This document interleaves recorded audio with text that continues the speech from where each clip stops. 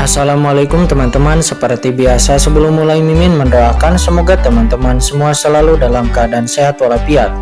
Oke, kali ini kita akan melanjutkan Martial Master versi novel bagian 1299.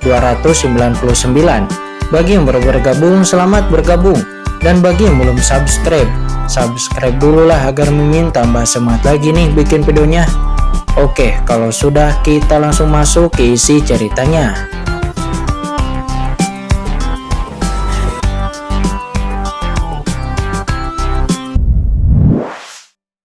Dan kami semua telah mengeluarkan usaha yang begitu besar untuk bisa mencapai ke titik ini, kata Master Pedang Abadi. Apakah kamu orang dari Papilun Pedang Tongtian? Kata Guihong Tianjun, matanya memadat dan ada sedikit keterkejutan di matanya. Orang-orang kuat lainnya di sekitarnya juga berubah warna. Papilun Pedang Tongtian itu adalah kekuatan tertinggi di zaman kuno, dan sekarang pasti bisa menjadi eksistensi setingkat pemimpin manusia. Tetapi bukankah Papilun Pedang Tongtian ini telah dihancurkan? Lalu bagaimana seseorang bisa muncul sebagai warisannya? Tetapi bagaimana mungkin saat ini seseorang bisa muncul sebagai orang dari Papilun Pedang Tongtian? Oh, tidak heran, kata Guihong Tianjun, dia berkata dengan sungguh-sungguh. Jika Anda benar-benar murid Papilun Pedang Tongtian, Anda memang memenuhi syarat untuk mengatakan itu. Kekuatan lain mungkin tidak mengerti, tetapi sebagai patriark dari kekuatan tertinggi, Guihong Tianjun secara alami mengetahui banyak rahasia di zaman kuno. Jika bukan karena Papilun Pedang Tongtian dan kekuatan-kekuatan lainnya, alam surga ini pasti sudah lama jatuh ke tangan iblis. Namun, bahkan jika Anda adalah anggota Papilun Pedang Tongtian, tapi alam surga ini adalah alam surga umat manusia, bukan alam surga milik Papilun Pedang Tongtian Anda. Papilun Pedang Tongtian Anda baik terhadap surga, tetapi Anda tidak boleh menempati surga, kata Guihong Tianjun. Dia melangkah maju, nada suaranya dingin. Master Pedang Abadi secara langsung mendirikan pedang tajamnya tanpa berkata-kata apapun lagi. Beberapa hanya niat pedang yang tajam yang tak terbatas dan menakutkan darinya yang membumbung ke langit. Apa yang kamu lakukan dengan begitu banyak omong kosong? Di dunia ini pahlawan tidak ternilai dari berdasarkan akal, melainkan berdasarkan kekuatan. Baiklah, izinkan saya belajar dari legenda bahwa kekuatan tertinggi di zaman kuno itu mengerikan. Saya harap Anda tidak akan mengecewakan saya, kata Guihong Tianjun. Ketika suaranya itu jatuh, Guihong Tianjun yang jauh tiba-tiba berubah menjadi bayangan dan menghilang di tempatnya. Dalam sekejap seluruh langit dipenuhi dengan bayangan Guihong Tianjun. Dia mekar dengan cahaya ilahi. Setelah melihat ini, mata utama Pedang Abadi tidak berekspresi dan matanya perlahan tertutup. Dia perlahan mengangkat pedang di tangan kanannya lalu mengguncangnya sedikit. Dalam sekejap puluhan ribu aura pedang ilusi muncul di belakangnya. Master Pedang Abadi maju selangkah dan mengayunkan pedangnya ke depan. Tebas! Suara itu jatuh dan puluhan ribu energi pedang di belakang Master Pedang Abadi meledak secara tiba-tiba. Boom! Dalam sekejap seluruh kehampaan mulai hancur, dan cahaya pedang yang tak terhitung jumlahnya berhamburan seperti kembang api. Pada saat ini Guihong Tianjun tiba-tiba muncul di depan Master Pedang Abadi, dan Master Pedang Abadi menghunus pedangnya dengan tiba-tiba. Guihong Tianjun menunjukkannya dan ada sungai terang di atas ujung jarinya. Volume semburan sungai yang panjang itu meledak, kekosongan langsung berubah menjadi ketiadaan, dan keduanya mundur dengan keras pada saat yang bersamaan. Namun Guihong Tianjun berhenti setelah mengambil puluhan langkah ke belakang. Dia lalu melihat ke arah Master Pedang Abadi yang masih mundur di kejauhan. Dia lalu mengambil satu langkah ke depan dan dengan lembut membalikan tangan kanannya. Surga dan manusia selalu terpisah. Begitu suaranya itu turun, pemandangan aneh muncul. Saya melihat bahwa Master Pedang Abadi yang telah mundur tiba-tiba tampak menghilang ke dalam kehampaan. Sepertinya terpotong oleh kekuatan tak terlihat, terselubung secara umum dan menjadi ilusi. Dalam ilusi ini, sosok Guihong Tianjun bergoyang dan muncul dengan aneh di depan Master Pedang Abadi, seolah-olah dia memasuki ruang dan waktu lain. Di ruang dan waktu lain itu, Guihong Tianjun menunjuk Master Pedang Abadi di antara alisnya. Tidak bisa dihindari. Dalam ruang dan waktu ini, Guihong Tianjun tampak seperti dewa. Ini adalah kekuatan alami dan supernatural dari ras surgawi. Melihat Master Pedang Abadi akan diserang pada saat kritis, kekuatan pedang yang menakutkan tiba-tiba meledak dari dalam tubuh Master Pedang Abadi. Boom! Suara pedang terdengar tiba-tiba dan di saat yang sama pedang menusuk tepat di ujung jari Guihong Tianjun. Ledakan. Seluruh kehampaan bergetar hebat dan jurus surga dan manusia terpisah selamanya langsung terkoyak. Tetapi Master Pedang Abadi masih mundur dengan keras dalam kehampaan ini. Tubuhnya terus berfluktuasi dan mundur ribuan mil.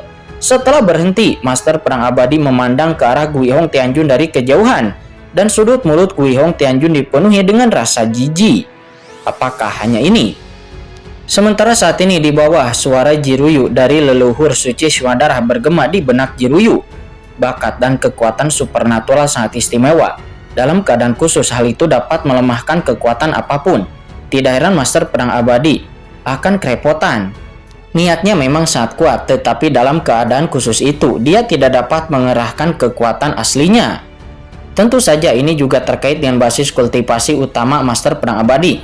Meskipun basis kultivasi orang ini sedikit lebih tinggi dari Anda, tetapi itu sebanding dengan tahap akhir Tianjun. Tetapi lawannya, Guihong Tianjun dari umat manusia hampir menyentuh setengah langkah supreme. Ambang batasnya sudah tersentuh. Kata lurus suci Swadarah. Mendengar itu wajah Jiruyu tenggelam. Orang dari ras surgawi ini sangat menakutkan dalam situasi yang lebih tinggi dari ranah Master Pedang Abadi dan juga memiliki kekuatan magis khusus. Bagaimana ini bisa menjadi kabar baik bagi mereka? Master Pedang Abadi sudah menjadi yang terkuat di antara mereka di surga. Dan meskipun dia dan Jiwuxu juga telah menerobos ranah Tianjun, tapi dalam hal kekuatan mereka seharusnya sedikit lebih lemah daripada Master Pedang Abadi. Lagi pula, tidak butuh waktu lama bagi mereka baru saja menerobos ranah Tianjun. Dan jika mereka diberi cukup waktu untuk mengkonsolidasikan basis kultivasi mereka, lalu menerobos ke ranah Tianjun sepenuhnya, mereka tidak akan takut lagi kepada ahli Tianjun lainnya. Tetapi sekarang kultivasi mereka belum dikonsolidasikan. Bahkan jika mereka menerobos ranah Tianjun, mereka masih agak rendah. Saat ini di langit, Master Pedang Abadi tampak serius. Dan tiba-tiba dia berjalan pelan menuju Guihong Tianjun selangkah demi selangkah. Ledakan. Kekuatan pedang yang mengerikan menyapu dari dahi Guihong Tianjun seperti banjir. Dan dalam sekejap, seluruh kekosongan mendidih lagi. Di lapangan saat pedang kuat ini muncul, semua orang merasakan tekanan yang tak terlihat. Di bawah, semua orang melihat ke arah Master Pedang Abadi di kejauhan. Samar-samar semua orang melihat bahwa dari dalam tubuh Master Pedang Abadi, sepertinya ada tubuh pedang tak kasat mata yang terbentuk. Itu memancarkan aura yang dapat mengejutkan alam semesta. Kekuatan macam apa ini? Semua orang kagum dan Master Pedang Abadi sebenarnya harus bertarung dalam situasi ini. Keras kepala. Kata Guihong Tianjun di seberang Master Pedang Abadi. Guihong Tianjun melambaikan lengannya. Dan segera kekuatan pedang kuat yang dilepaskan oleh Master Pedang Abadi secara langsung dilawan oleh kekuatan tak terlihat Guihong Tianjun. Kekuatannya itu bergetar hebat, mengeluarkan bunyi retak. Pada saat ini Master Pedang Abadi tiba-tiba menjadi ilusi. Dia tertawa. Sebuah pedang tiba-tiba muncul di depan Guihong Tianjun. Pedang ini mengandung kekuatan pedang yang sangat mendominasi. Namun pedang ini langsung menembus udara. Ruang di mana ujung pedang jatuh langsung dimusnahkan. Tapi anehnya, Guihong Tianjun saat ini telah menghilang. Di lapangan, semua orang melihatnya pun juga sedikit bingung. Jiwuxu dan Jiruyu juga melebarkan matanya. Kemana orang ini pergi? Pada saat ini, suara leluhur suci Swadarah tiba-tiba terdengar lagi di benak Jiruyu. Surga dan manusia, dia dapat memasuki ruang kosmik lain. Master Pedang Abadi ini, sepertinya sekarang dia dalam masalah. Pada saat ini, mata Master Pedang Abadi tiba-tiba menyusut dan tiba-tiba dia berbalik dengan menebaskan pedangnya.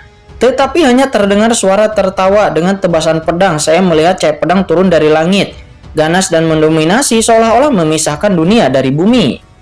Boom! Namun pedang ini masih dapat membelah udara. Pada saat ini Master Pedang Abadi tiba-tiba mundur dengan keras. Dan dalam proses mundur, cahaya pedang di sekujur tubuhnya menghilang sedikit demi sedikit.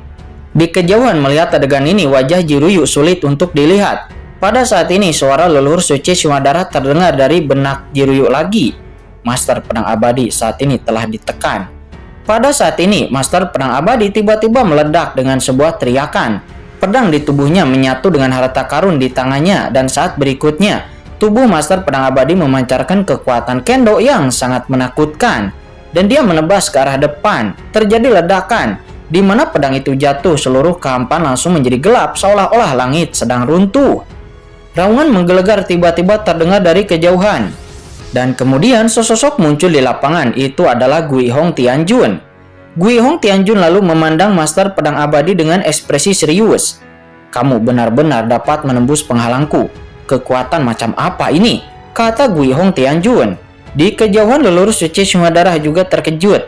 Kekuatan ini sangat kuat. Mungkinkah ini kekuatan pedang yang dikatakan oleh leluhur pedang? Kata leluhur suci Syumadara.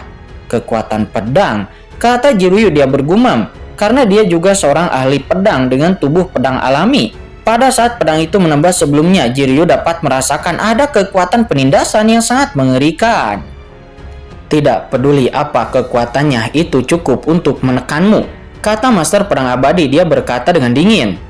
Arogan, kata Guihong Tianjun. Dia mencibir dengan dingin. Aura pedang di tubuh utama Master Pedang Abadi saat ini meraung dan dia melihat ke arah Guihong Tianjun. Ayo lagi. Suara Master Pedang Abadi jatuh dan dia tiba-tiba menghilang di tempatnya. Ledakan. Sinar cahaya pedang menembus lapangan di kejauhan. Sentuhan jijik muncul di sudut mulut Guihong Tianjun. Dia lalu mengambil satu langkah ke depan. Di saat yang sama sinar cahaya di tubuhnya mengembun. Itu adalah kekuatan magis khusus dari ras surgawinya. Kekuatan ini dengan cepat menyatu ke tangan kanannya. Seketika di tangan kanannya, serangkaian perisai muncul dan dia menghantam ke depan dengan sebuah pukulan. Ledakan. Kedua kekuatan itu bertabrakan dan tiba-tiba terdengar suara gemuruh yang mengejutkan. Seluruh kekosongan langsung direbus lalu dimusnahkan sedikit demi sedikit. Ledakan terus terjadi. Guihong Tianjun dan Master Pedang Abadi berhenti bersama. Cahaya pedang di tubuh utama Master Pedang Abadi bergetar dan ada perasaan hancur. Tetapi itu segera berkonsolidasi kembali. Sementara Guihong Tianjun dia memuntahkan darah, dia sangat terluka. Melihat itu di kejauhan banyak orang yang hadir pun menghirup udara dingin. Luar biasa, luar biasa. Dibandingkan dengan konfrontasi antara asal-usul dan aturan serta kekuatan supernatural ahli teratas Tianjun lainnya, konfrontasi antara Master Pedang Abadi dan Guihong Tianjun terlalu tajam. Satu gerakan tampak biasa saja, tetapi itu mengejutkan semua orang. Betapa sombongnya menembus zaman dengan satu pedang. Namun cedera Guihong Tianjun juga mengubah warna semua orang. Kedua belah pihak berimbang dan tidak ada satu orang pun yang berada di atas angin. Master Pedang Abadi itu sebenarnya setara dengan kekuatan Guihong Tianjun. Banyak orang diam-diam mengubah hati mereka, tetapi untungnya mereka belum mengambil tindakan apapun sebelumnya. Jika tidak, mereka akan tamat dan mereka pasti akan dipenggal oleh Master Pedang Abadi. Guihong Tianjun saat ini menyeka darah dari sudut mulutnya. Dia menatap Master Pedang Abadi dengan dingin. "Kamu benar-benar menyakitiku," kata Guihong Tianjun. Pedang itu sebelumnya meledak, tetapi kekuatan pedang yang mengerikan memasuki tubuhnya, dan itu masih membuatnya terluka. Namun untungnya basis kultivasi Master Pedang Abadi tidak tinggi. Jika basis kultivasi Master Pedang Abadi sebanding dengan dirinya, saya khawatir pedang ini saja sudah cukup untuk menyebabkan dia cedera serius atau bahkan kematian. Apakah orang ini begitu kuat, luar biasa, layak menjadi keturunan Papilun Pedang Tongtian? Sambil memegang pedang tajam, Master Pedang Abadi lalu berkata, "Bagaimana kalau menyakitimu atau masuk tanpa izin ke surga tanpa menghormati aturan? Lalu aku akan membunuhmu." Sombong, mendominasi, hanya mengandalkan kamu, kata Guihong Tianjun. Dia berkata seraya menyipitkan matanya dan lalu mencibir. "Semuanya, tunggu apa lagi? Serang bersama-sama." Oke, begitu pernyataan ini keluar, semua orang yang hadir pun bersiap-siap. Sementara Guihong Tianjun setelah mengatakan itu, Guihong Tianjun tiba-tiba bergelak lagi. Tubuhnya bergetar dan dia langsung menyerang ke arah Master Pedang Abadi lagi. Sementara di kejauhan Jiryu dan Jiwuxu tiba-tiba berubah warna. "Ayo, pergi."